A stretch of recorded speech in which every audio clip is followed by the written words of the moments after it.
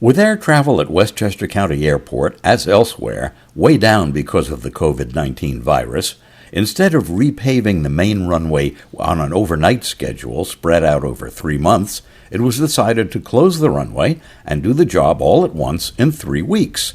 The day before the May 21st runway reopening, County Executive George Latimer paid a visit. The original goal of the rehabilitation project was very straightforward. This runway, which is the main runway for the airport, needed to be repaved.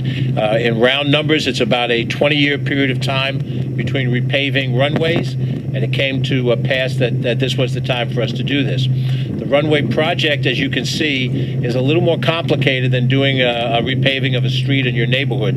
The principle is the same, but obviously there's a greater degree of weight in an airplane when it lands here, and because of the nature of air flight, there's always the potential that if we don't make this as safe a runway as possible, we could open the door to a tragedy. This is a repaving of the runway. This is not a lengthening of the runway.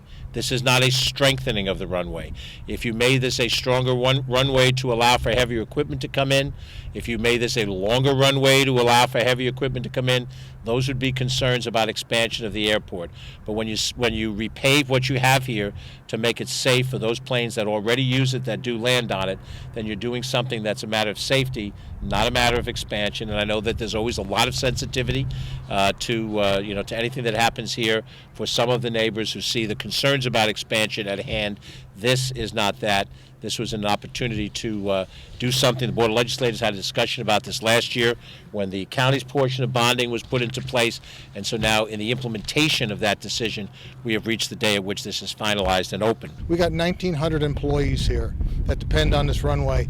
We support 6,550 jobs nationwide. Our economic impact is over $8 million to the local communities. So this runway pays for a lot of things that go on, and a lot of jobs are related on this runway.